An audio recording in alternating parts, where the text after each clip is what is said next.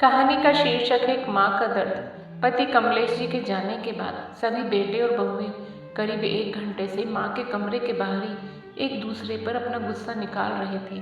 बहस हो रही थी कि अब माँ को अस्पताल ले जाना है या नहीं, और ले जाया जाएगा तो खर्चा कौन उठाएगा। माँ की तबीयत की किसी को भी नहीं पड़ी थी।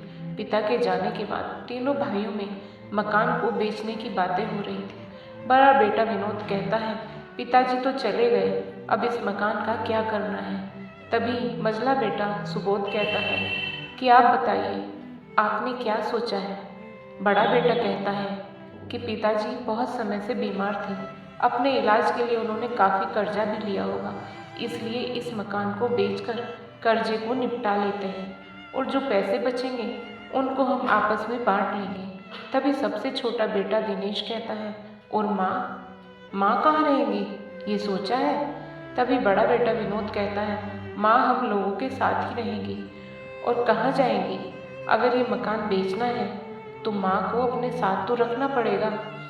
तभी विनोद की पत्नी विनोद को कोहनी मारती है और उसके कान में कहती है, सुनो जी, मुझसे अकेले तुम्हारी माँ की सेवा नहीं होगी, तो जो भी बोलो सोच समझ कर बोलो।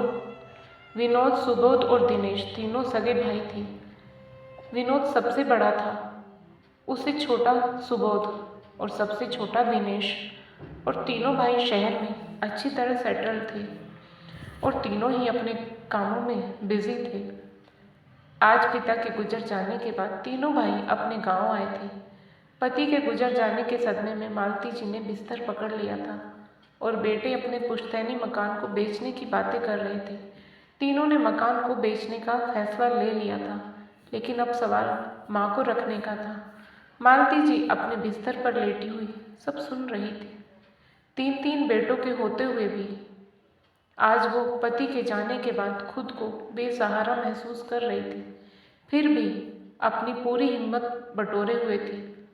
तुम लोग मेरी चिंता मत करो, तुम लोग जाओ और अपना अपना काम करो, मैं यहीं ठीक हूँ। लेकिन माँ, आपको यहाँ अकेले रखेंगे तो पूरा गांव हम पे थू थू करेगा। नहीं नहीं भैया, कुछ तो सोचना पड़ेगा। हम लोग माँ को ऐसे यहाँ नहीं छोड़ सकते। भैया, आप माँ को अपने साथ ले जाइए। हम सब में से आप सबसे बड़े और ज़्यादा संपन्न हैं, तो आप माँ को रख सकते हैं। विनोद की पत्नी कहती है, अच्छा, आज हम संपन्न लग रहे हैं तुम दोनों को। वैसे तो तुम दोनों भाई अपने बड़े भाई को कुछ नहीं समझते और आज बड़े भैया हो गए। देखो भाई, तीनों भाई हैं और तीनों की जिम्मेदारी बराबर बनती है। आप कहना क्या चाह रही हैं भाभी, साफ साफ कहिए ना। मझला बेटा सुबोध बोला, देखो भाई, साफ साफ बात ये है कि बड़ा भाई ही क्यों अकेले पीसे। तुम लोग भी अच्छा कमाते हो, तुम्हारे भी घर में बीवी है, तो सेवा का अवसर सबको मिलना चाहिए। इसलिए माँ जी 1-1 महीने तीनों भाइयों के घर में रहेंगी। तीनों भाइयों को ये बात जम जाती है। मालती जी यह सब देख और सुन रही थी। यहाँ उसके बेटों के बीच उनका बंटवारा हो रहा था, वो भी बिना उनकी मर्जी के पूछे। तीनों भाई अपने पुश्तैनी मकान को बेच देते हैं और माँ को लेकर शहर आ जाते हैं। मालती जी भी बुढ़ापे में 2 रोटी सुख की सोच उनके साथ आ गई थी, लेकिन बेटों को अपनी माँ केवल एक्स्ट्रा सामान की तरह लग रही थी। मालती जी ये सोच खुश थी कि चलो अब बेटों का सुख मिलेगा, परंतु उनकी सारी उम्मीदों पर पानी फिर गया। सास के आते ही बड़ी बहू ने उन पर हुक्म चलाना शुरू कर दिया। उनके घर आते ही बहू ने घर के सारे कामों की जिम्मेदारी उनके ऊपर डाल दी। अब घर के सारे काम मालती जी अकेले ही करती। एक दिन थक हार कर उन्होंने अपनी बहू से कहा, बहू, मुझसे सारे काम अकेले नहीं होते। अगर तुम मेरा हाथ नहीं बटा सकती तो किसी को मेरा हाथ बटाने के लिए रख लो। मालती जी का इतना कहना था कि बहू दहाड़े मारकर चिल्लाने लगी, क्या मतलब है आपका कि हम हाथ बटाने के लिए किसी को रख लो? क्या नौकर रखने में पैसे खर्च नहीं होते? कौन देगा नौकर के पैसे? आप दोगे क्या? जिनके पास फूटी कौड़ी नहीं है मुफ्त की रोटियां खाने की आदत है। आपको तो यहाँ नहीं चलेगा। चुपचाप सारे काम करो। अपनी बहू की ऐसी बातें सुनकर मालती जी अवाक रह गई। दिन रात वो काम में लगी रहती थी, लेकिन कोई यहाँ से बोलने वाला नहीं था कि माँ थक गई होंगी, थोड़ा आराम कर लो। कितनी ही बार विनोद की पत्नी विनोद के सामने ही मालती जी का अपमान कर देती, लेकिन बेटे के मुंह से एक शब्द नहीं निकलता। मालती जी मन ही मन सोचती, इन बच्चों के लिए हमने क्या नहीं किया और आज ये ऐसे दिन दिखा रहे हैं। मालती जी को याद आ रहा था कि जब तीनों बेटे छोटे थे तो कैसे उन्होंने और उनके पति ने उनकी हर छोटी बड़ी चीज़ों का ख्याल रखा था। बच्चों को अच्छी शिक्षा देने के लिए उन्होंने अपने गहने तक बेच दिए थे। तब जाकर उनके तीनों बेटे शहर में अपने पैर जमा पाए थे, लेकिन अब तीनों इतने बड़े हो चुके थे कि अपनी जड़ों को ही भूल चुके थे। मालती जी का दिल टूट चुका था, लेकिन मन के किसी कोने में एक आस थी कि मझले बेटे के घर में जरूर उनके जख्मों में मरहम लगेगा। वक्त बीता और मालती जी का समय मझले बेटे के घर जाने का हो गया। बड़ा बेटा विनोद माँ को मझले भाई के घर छोड़ने जाता है। यहाँ आते ही मालती जी का विश्वास चकनाचूर हो जाता है। मझले बेटे की बहू तो बड़ी बहू से कुछ कम नहीं थी। छोटी बहू ने तो एक छोटे से कमरे में उनकी चारपाई लगवाई थी और उस कमरे में बाहर न निकलने की सख्त पाबंदी लगाकर कहा था, माँ जी आपका कमरा यहाँ है, जितना कम इस कमरे से बाहर निकले उतना आपके लिए और मेरे लिए ठीक होगा। क्योंकि घर पर अक्सर उसकी सहेलियों की किट्टी पार्टी चलती रहती थी, इसलिए उनको बाहर आने से मझली बहू मना करती।